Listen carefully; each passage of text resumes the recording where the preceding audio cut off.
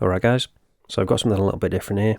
As far as I'm aware, no one else has checked this out at the moment on YouTube, so hopefully this will be something new for you. So this is the Heimdallr HSJM001. So I'll quickly pop the watch to one side for a second and briefly show you what else you get in the package. So we've got the Heimdallr branding on there, and then that shark. If we open it up, we've got a link removal tool, spring bar removal tool, and then just the paperwork and the links I've taken out. And here is the watch. So it's a pretty interesting one for a few different reasons. Some interesting design touches with this, not stuff I've seen before, or at least not together in one watch anyway. But before we get into any more detail on that, first of all let's go over the dimensions. So we've got a diameter of 40mm, thickness of 13.8, lug width of 20, then the on-button lug to lug is coming in at 50mm, but we do actually have male land links on this, so the effective lug to lug is actually larger than that, but as you can see they do drop down pretty quickly. So it does actually still wear around that kind of size, which obviously I'll be showing you later on. When it comes to the weight on this supplied bracelet, with all the links included, it's coming in at about 157 grams, and then sized my 7-inch wrist, it's coming in at about 150. So let's take a closer look at this and talk about it in a bit more detail, because there is some interesting bits with this bracelet. It's not what it appears to be at first sight. That centre link isn't actually one link, it is actually 3 separate pieces. So this is actually a 5-link bracelet, despite it looking like a 3. Perhaps they could have emphasised that a bit more by mixing up with the finishing. Maybe adding a little bit of polish in there, just to break those up so they do stand out a bit more. Kind of like the male end link. Would have been a nice touch, I think. When it comes to the finishing on it, it's brushed on the top and then polished on the sides. And then we've got those push pins there. Moving on to the clasp, you can see we've got that Heimdallr brand in there. It would have been nice if they just had the logo. I always prefer that. And then we've only got 2 levels of micro adjust there, double pushers, milled clasp. Then when it comes to the case back, we've got that nice Heimdallr branding on there, and again, I would have liked to have seen this logo used on the clasp. I think it would have looked pretty cool, but let me know, do you like this logo, or do you prefer the older one with the shark? And then we've got the usual specs around the outside. Stainless steel, automatic movement, 200 meter water resistance, and sapphire crystal, which we will be testing in a bit. Flicking around to the side, you can see we've got that really nice curvature to the case, and we've also got an unsigned crown, unfortunately. Would have been nice again if we had that logo on there. We have got drilled lugs though, which is nice. And then you can see we've got that nice polished chamfer running along the edge, because otherwise it is a fully brushed case. That's the only thing breaking it up. And you can also see more clearly now as well, that male end link and how it integrates. It's a little bit awkward the way they've done it. The way it juts out a bit past the case, instead of just dropping straight down underneath. But again, despite having that male end link, at least it drops down pretty quickly in line with the case more or less. So it doesn't add too much to the actual lug to lug. When it comes to the bezel, you can see we've got some really nice finishing on that. A mixture of brushed and polished. And then you can also see that crystal just sticking out above it ever so slightly. And that is a domed crystal. That does add a real nice bit of distortion. I am a sucker for that. Absolutely love it. But moving on to the dial, this is pretty interesting as well. So we've got applied indices, all the text is printed. Would have been nice again, I personally prefer it. Just an applied logo, no Heimdallr text under there. I think that would have been really nice. Then we've got the automatic down at the bottom, and then dive is 200 meter. It's not actually certified, but it probably will be 200 meter water resistant. And then we've got that date window at the 3 o'clock with the frame around it. Nicely finished, nice and legible. I personally prefer it down at the 6, but I don't mind it at the 3. It's definitely better than having it at the 4 or 4:30. And hopefully now that we're zoomed in a bit more, you can see that unusual texture on the dial. I don't really know what I'd call it, but I do quite like it. It's kind of like a wood grain maybe. And you can also see as well, we have actually got some blue AR on this. Would have been nice if it had been clear, but it's not overly distracting, I don't think. And then when it comes to the hands, we've got nice proportions on all of them. And we've got a decent amount of lume too, which we'll be checking out in a bit. But before we do that, first of all let's check if this is actually sapphire crystal. Using the trusty diamond selector tool. And yep, we have got sapphire crystal. So always good to see, especially considering it's a nice domed one as well. So now let's get onto the movement and talk about that in a bit more detail. And as you've probably guessed, yep, it is an NH35. So if we unscrew the crown, I'll show you in action. It's a good size, nice and grippy, no issues with that. And then if we pop it out to the first position, then we can change the date. Just let the second hand get out of the way. And then you can see it ticking over. Pull it out to the second position, second hand stops, so we've got hacking. And then we can just change the time. And then pop it back in, second hand re-engages. All works well.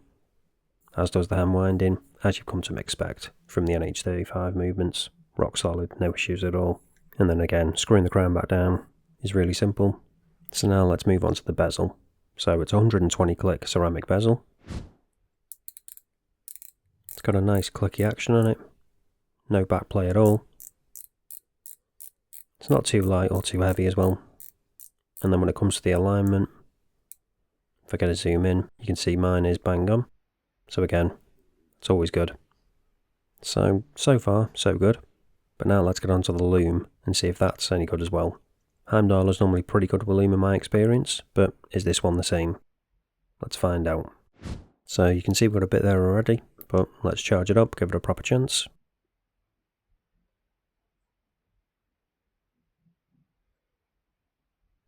And there we go. So you can see we've got the really nice bright glow of that C3. It's not quite as reflective off the crystal as it is appearing on camera. Hopefully it'll settle down in a second. But it does reflect off it slightly around the edge. So we've got a really good amount of lume on there. Nice broad indices, so you can get a good amount on there, and they are applied of course. And then we haven't got a fully lume bezel, which would have been nice, but got a good amount, at least initially anyway, on that lume pip. And it's all consistent, no patchiness, consistent across the hands, indices and that lume pip. And we've even got a good amount on that paddle on that second hand as well. But the question as always is, what is the longevity like? So let's speed this up now and find out. So initially, not a great deal of change, as you probably expect really. But is anything going to fade before something else? I imagine if anything's going to fade first, it is going to be that second hand, and possibly that lume pip. But no, they're all hanging in there really well, including those two, which are smaller surface area. Still no patchiness either, so really impressive lume, definitely going to last you a good amount of time. You've not got to worry about this one at all. So there's definitely some good stuff going on with this watch.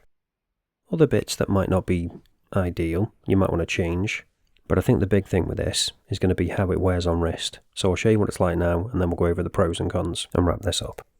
And here it is on my 7-inch wrist. So as I said, despite having that male end link, which does extend the effect of lug to lug, it does still wear nicely on wrist, which has helped because we've got some curvature to that case, and also that male end link does drop down pretty much straight away. I'd still say this is a watch for people with 7-inch and above wrists though, because that lug to lug is 50mm, which I'd say is right on the limit for a 7-inch wrist.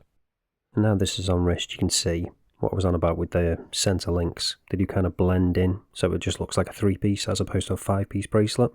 So it would have been nice again if they just had some little details, just to emphasise that that's there. Otherwise you might as well just have a 3-piece. When it comes to the clasp, I would like to have seen 1 level extra of micro adjust, 3 instead of the 2, just so you're guaranteed to get the perfect fit. And again, I would have liked to have seen that logo on there as opposed to just the branding. Same goes for the crown as well. Just put that logo on there, it's a nice looking logo. Make the most of it. I really like the polished chamfer details on the case, just catching the light, because as I say, it is more or less a fully brushed watch. So those polished chamfers do help just break it up a bit and just catch the light and just give it a bit of character. So as much as I do love that dome crystal, and the fact that it is sapphire as well is always good, it would have been nice if they put some clear AR instead of the blue. It does kind of distract from the dial slightly, and you do want to look at that because it is a really nice textured dial. Not a major issue, just more of a minor kind of gripe. That's basically the same with all these issues I'm pointing out. None of them are deal breakers, they're all just like minor little niggles more than anything. At least for me anyway. That might vary. You might not have an issue with any of this stuff I'm pointing out. I think the only thing that is going to be an actual issue for people, probably if you've got a smaller than 7-inch wrist, is those end links. Again, it's not really a problem for me. It wears pretty well still, I think, despite them.